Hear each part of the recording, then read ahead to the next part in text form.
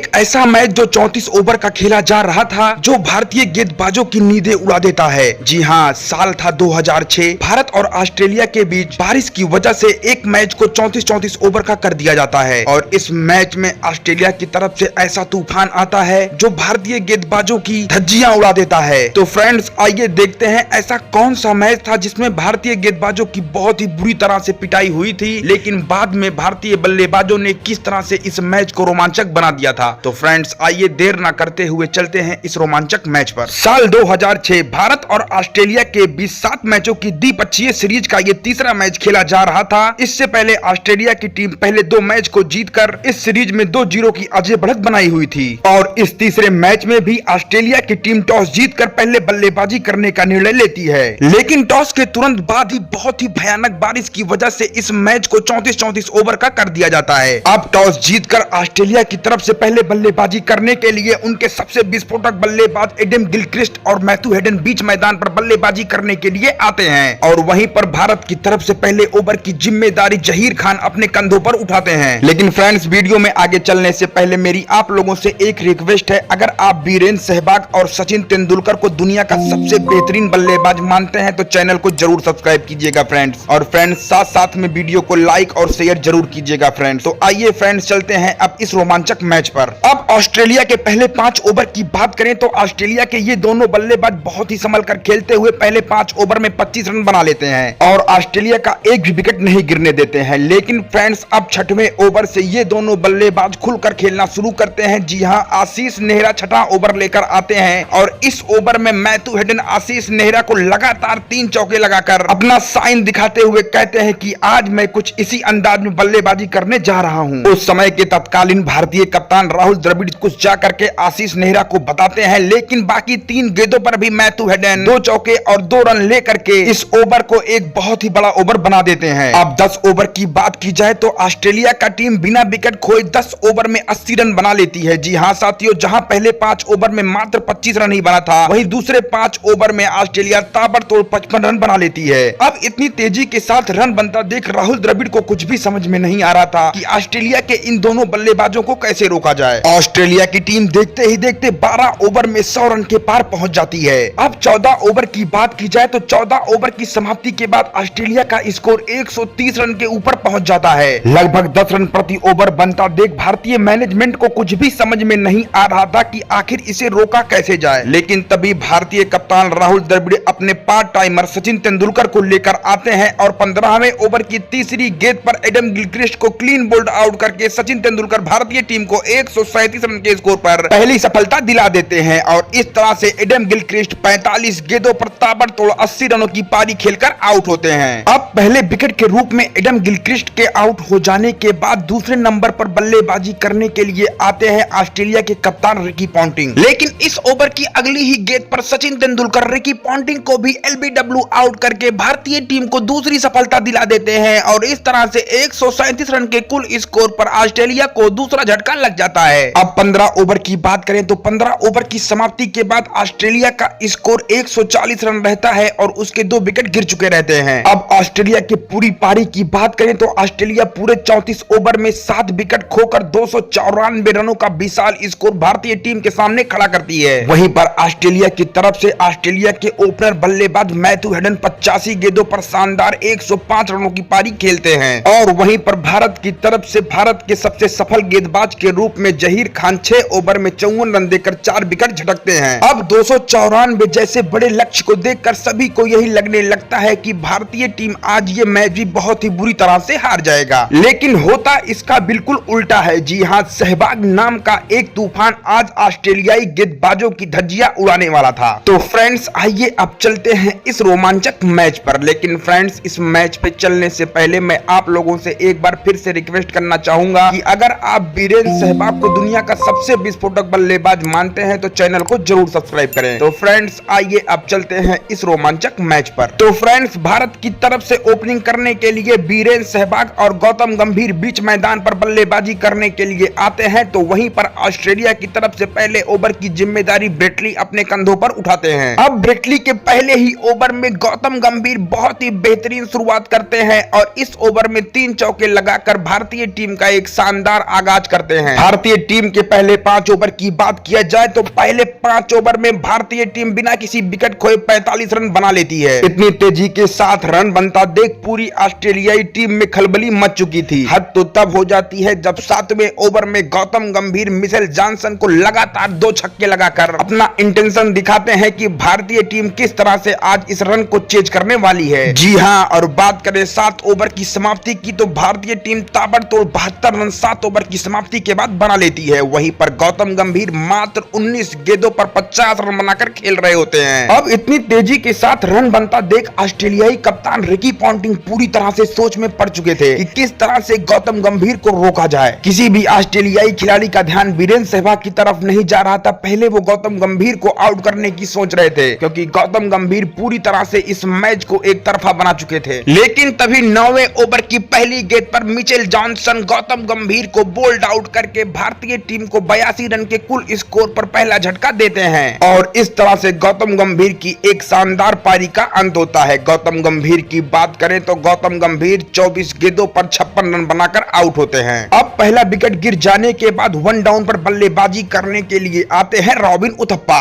और अब ये दोनों भारतीय बल्लेबाज बहुत ही संभल कर खेलते हुए भारतीय टीम के स्कोर को 20 ओवर में 150 रन के पार तक पहुंचा देते हैं। जी हां, भारतीय टीम 20 ओवर की समाप्ति के बाद 155 रन बना लेती है और अब अगर यहां से देखा जाए तो भारतीय टीम को जीतने के लिए 14 ओवर में 140 रनों की जरूरत होती है और भारतीय टीम के पास अभी भी 9 विकेट बचे हुए थे। लेकिन बहुत ही अच्छी तरह से हो रही इस पार्टनरशिप को 21वें ओवर की पहली गेंद पर ब्रेटली रॉबिन उथप्पा को आउट करके तोड़ देते हैं और इस तरह से भारतीय टीम को 155 रन के कुल स्कोर पर दूसरा झटका लग जाता है। रॉबिन उथप्पा मात्र 47 गेंदों पर 50 रनों की शानदार पारी खेलकर आउट होते हैं और वहीं पर सहवाग की बात करें तो सहवाग अभी भी 50 गेंदों पर 45 रन बनाकर खेल रहे होते हैं। अब 2 विकेट गिर जाने के बाद बल्लेबाजी करने के लिए अगले बैट्समैन के रूप में आते हैं मास्टर ब्लास्टर सचिन रमेश तेंदुलकर। लेकिन फ्रेंड्स, सचिन तेंदुलकर कुछ नहीं कर पाते हैं और 162 रन के कुल स्कोर पर 23वें ओवर में ब्रेटली को अपना विकेट दे बैठते हैं और इस तरह से सचिन तेंदुलकर मात्र 2 रन बनाकर आउट हो जाते हैं। अब फ्रेंड्स, अगर यहां से देखा जाए तो 30 ओवर की समाप्ति के बाद भारतीय टीम का स्कोर 230 रन ही रहता है और उसके 6 विकेट गिर चुके रहते हैं। लेकिन भारत के लिए सबसे सही बात यह रहती है कि वीरेंद्र सहवाग अभी भी बीच मैदान पर टिके हुए थे क्योंकि वही एक इस मैच में अब भारतीय टीम की तरफ से आखिरी उम्मीद थे। और अगर अब यहां से देखा जाए तो भारत को जीतने के लिए 4 ओवर में 65 रनों की जरूरत होती है। और वहीं पर वीरेंद्र सहवाग की बात करें तो वीरेंद्र सहवाग अभी भी 80 गेंदों पर 85 रन बनाकर खेल रहे थे।